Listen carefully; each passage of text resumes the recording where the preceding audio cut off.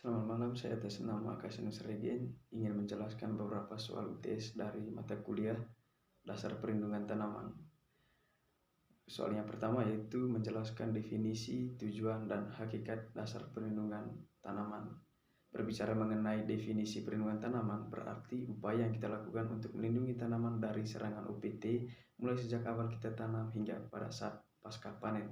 Kemudian tujuan kita untuk melindungi tanaman merupakan upaya untuk mencegah kerusakan pada tanaman akibat serangan OPT agar hasil produksi tetap berkualitas, menjamin kesehatan manusia dan komoditas yang dihasilkan memiliki nilai estetika. Jadi pada hakikatnya kita sudah tahu tadi konsep dasar perlindungan tanaman itu upaya untuk melindungi tanaman dari serangan OPT. Jadi OPT ini merupakan bentuk gangguan pada tanaman. Nah, OPT ini meliputi hama, penyakit, maupun gulma. Hama merupakan segala jenis hewan yang aktivitasnya mengganggu tanaman budidaya. Kemudian hama atau patogen merupakan semua organisme hidup yang mendapatkan makanan dari tanaman. Kemudian tanaman itu akan menjadi sakit atau terinfeksi, menyebabkan rugi secara ekonomi. Kemudian gulma merupakan tanaman yang tidak dikehendaki tumbuhnya karena mengganggu tanaman utama. Kemudian soal yang kedua yaitu hasil analisis pentingnya perlindungan tanaman dari organisme pengganggu tanaman.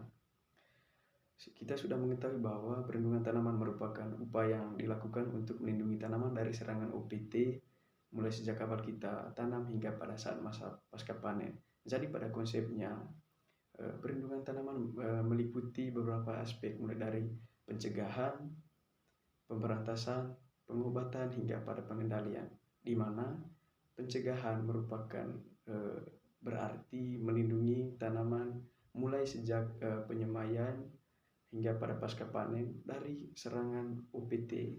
Lalu yang berikutnya ada pemberantasan yang dalam sasarannya ada hama, penyakit, dan gulma. Pemberantasan dapat dilakukan secara mekanik, fisik, dan kimia, bertujuan untuk mengurangi jumlah OPT, juga untuk menghentikan kerusakan yang ditimbulkan pada tanaman budidaya. Kemudian yang berikutnya ada pengobatan. Pengobatan yang berarti tanaman yang sedang terinfeksi ataupun sedang sakit kita sembuhkan dengan menggunakan pestisida hayati yang ramah lingkungan ataupun pestisida kimia.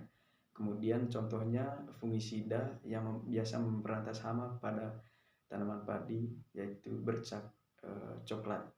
Kemudian yang terakhir ada pengendalian, di mana upaya ini untuk menekan populasi OPT.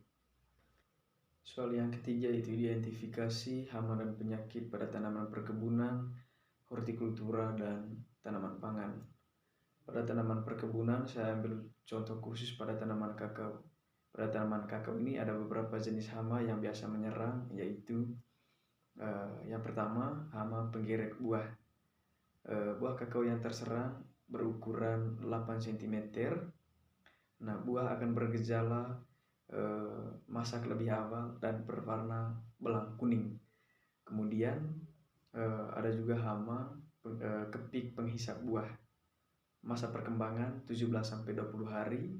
Kemudian serangga dewasa berumur sekitar 46 hari. Dapat hidup pada daerah sekitar 0 sampai 1679 meter di atas permukaan laut. Ukuran tubuh 1 cm dan berwarna putih. Kemudian ada juga hama penggerek batang. Serangan terjadi pada tanaman muda dengan adanya lubang bekas gerekan dari hama tersebut. Kemudian ada beberapa penyakit yang biasa menyerang pada tanaman kakao, yaitu ada yang pertama penyakit busuk buah, di mana buah yang terserang akan mengalami bercak coklat kehitaman mulai dari ujung dan pangkal buah. Kemudian ada penyakit antraknos, di mana terlihat bintik-bintik coklat pada buah muda, kemudian akan berkembang menjadi bercak berlekuk. Sedangkan pada tanaman hortikultura saya mengambil contoh khusus pada tanaman sawi. Beberapa jenis hama yang biasa menyerang pada tanaman sawi ini, yang pertama ada hama ulat daun. Kedua pasangan sayap mirip membran dengan penuh sisik. Kemudian serangga dewasanya terbagi menjadi dua, yaitu kupu-kupu dan ngengat. Kemudian ada juga hama ulat tritip. Saat baru menetas, ulat ini berwarna hijau. Ketika beranjak dewasa, ulat ini berwarna coklat dan ada bintik hitam pada kepalanya. Nah, ulat ini biasa menyerang pada tanaman yang kecil maupun tanaman yang lebih besar. Lalu ada juga penyakit yang biasa menyerang tanaman sawi ini, yaitu busuk akar. Penyakit busuk akar ini disebabkan oleh sendawan tular tanah, di mana ia menyerang daun tanaman-tanaman yang tua, kemudian terdapat bercak coklat yang mengendap pada bagian yang sakit sehingga menyebabkan busuk. Pada tanaman pangan, saya ambil contoh pada tanaman kedelai, di mana ada hama seperti ulat pemakan polong, di mana telurnya diletakkan secara terpencar di permukaan daun. Nah, 2-5 hari kemudian telurnya menetas menjadi ulat.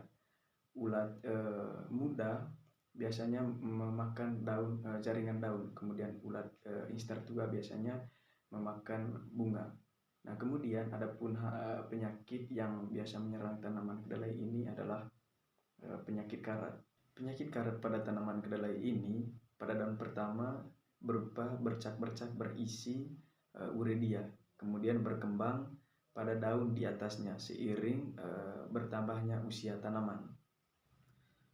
Soal yang terakhir yaitu gejala yang ditimbul akibat serangan dari hama ataupun penyakit pada tanaman serta cara pengendaliannya. Di sini saya mengambil salah satu contoh pada tanaman kacang hijau.